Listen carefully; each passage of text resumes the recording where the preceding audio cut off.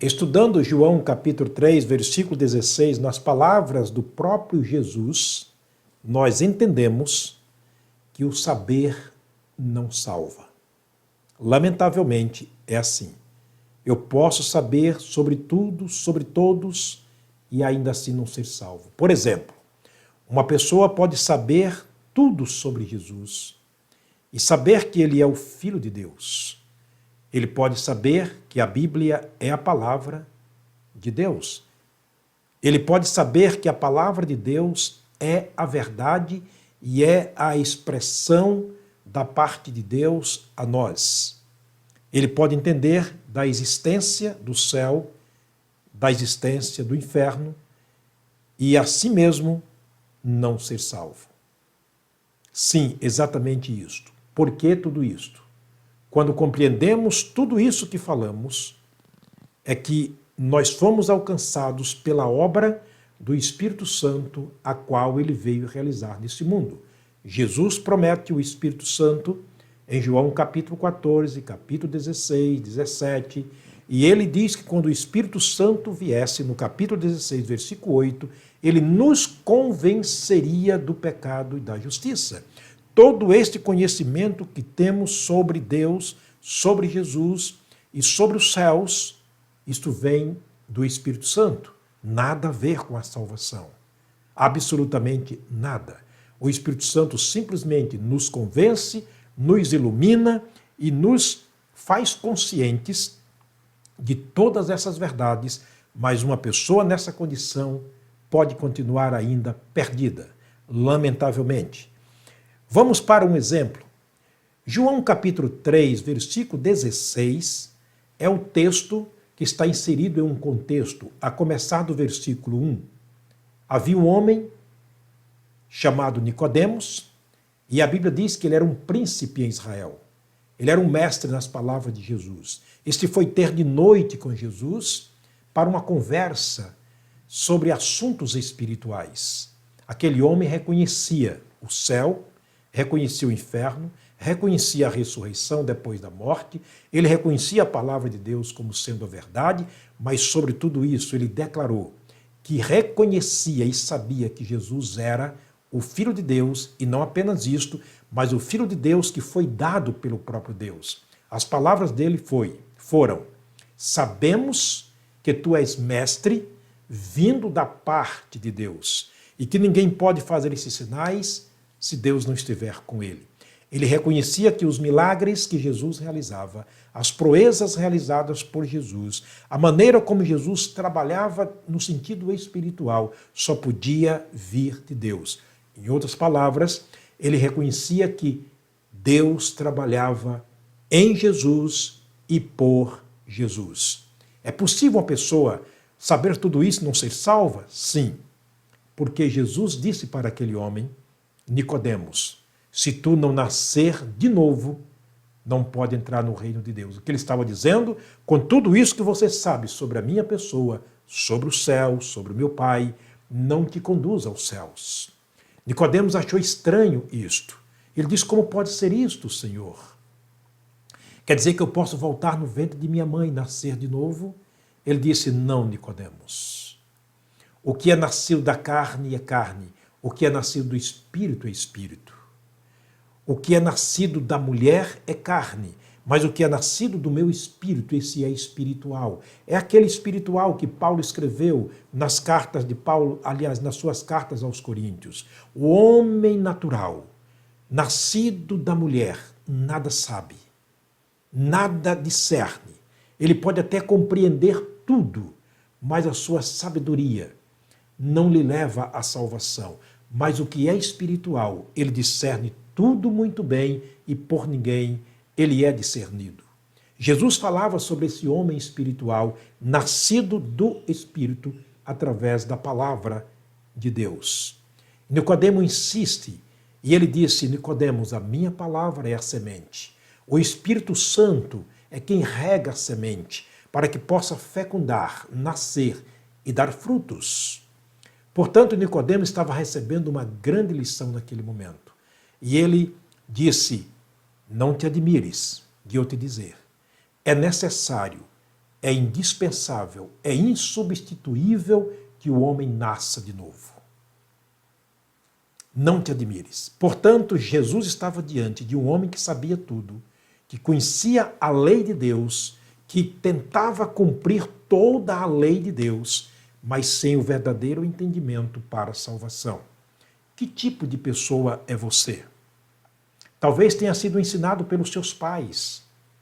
Talvez tenha aprendido muito na sua religião.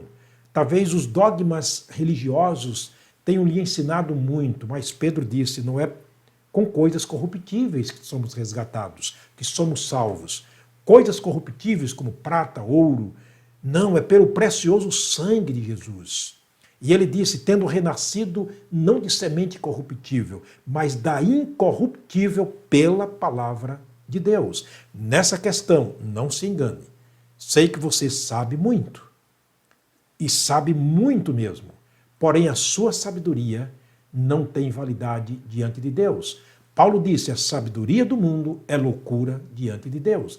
De maneira que os sábios, na época de Jesus, se tivesse a verdadeira sabedoria, eles não teriam crucificado o Senhor da glória. Fica muito claro essa questão de o saber não pode salvar. O apóstolo, ou seja, os apóstolos de Jesus, entenderam que a fé é dom de Deus. E eles disseram o seguinte, eles pediram para Jesus, disseram então os apóstolos, Senhor, acrescenta-nos a fé. Lucas 17, versículo 5. O pai de um menino endemoninhado, no momento da cura, ele reconhece a grandeza da fé para a realização daquilo que queremos e que agrada a Deus, no capítulo 9, verso 24 de Marcos, e ele diz o seguinte, e logo o pai do menino, clamando com grandes ou com lágrimas, disse, Senhor, ajuda a minha incredulidade. Aqui trata-se de um grande homem, porém um grande homem sem a verdadeira sabedoria. Por isto, o escritor aos Hebreus, ele escreve no capítulo 11, versículo 1. Ele diz, a fé é o firme fundamento das coisas que se esperam e a prova daquelas que não se veem com os olhos. A fé não é dar um salto nas trevas, é confiar naquele que é, no Deus verdadeiro, na pessoa do Senhor Jesus, declarado através da sua palavra. É algo especial, é um dom de Deus, é a dádiva de Deus. No capítulo ainda 11, versículo 6, o escritor aos Hebreus diz, sem fé é impossível agradar a Deus, porque é necessário, é indispensável, é insubstituível que aquele que se aproxima de Deus creia que ele existe, ou seja, que ele é, e que ele é galardoador daqueles que o buscam. Paulo declara dizendo em Romanos capítulo 3, verso 28, concluímos, pois, que o homem, eu, você, nós, a raça humana, é justificado pela fé sem as obras da lei. Portanto, fica muito claro. Jesus afirmou em Marcos capítulo 5, versículo 36, não temas, crê somente. Apenas crê. Jesus exige daquele homem que tenha fé, simplesmente fé. Não faça absolutamente nada, só quero que você creia em mim. É o que disse Jesus. João capítulo 5, verso 25, na ressurreição de Lázaro, Jesus declarou dizendo, disse Jesus, eu sou a ressurreição e a vida. Aquele que crê em mim, ainda que esteja morto, viverá. Está vendo a finalidade pela qual Jesus veio ao mundo? Para que tenhamos vida e vida em abundância. Nós falaremos disto nas mensagens posteriores. João capítulo 3, versículo 18, Jesus conclui dizendo, quem crê em mim não é condenado, mas quem não crê em mim já está condenado. Versículo 19, ele conclui dizendo, porque a condenação é esta, que a luz veio ao mundo, a dádiva de Deus veio ao mundo, mas os homens continuaram amando mais as trevas do que a luz. As obras da carne para Deus é considerada como trevas. Como disse o profeta Isaías, são trapos de imundícia, é coisa imunda. Paulo, escrevendo aos Romanos, diz: porque todos nós somos imundos. Todos nós separamos de Deus. Não há justo nenhum sequer. A nossa garganta é um sepulcro aberto. Com ela nós tratamos bem e com ela nós tratamos mal aos outros. Disse Tiago: da mesma boca procede bênção e maldição. Por isso Paulo escreveu aos Tessalonicenses que o desejo de Deus é a santificação do nosso corpo, alma e espírito. E aquele que o prometeu o fará. Só Jesus. Não há outra saída. Deus te abençoe. Vamos orar. Pai, muito obrigado pelos momentos aqui na tua presença, examinando, Senhor, as palavras de João 3,16, comparando coisas espirituais com as espirituais, trazendo aqui a verdade da tua palavra concernente ao Senhor Jesus, as nossas obras e a nossa salvação pela fé nele.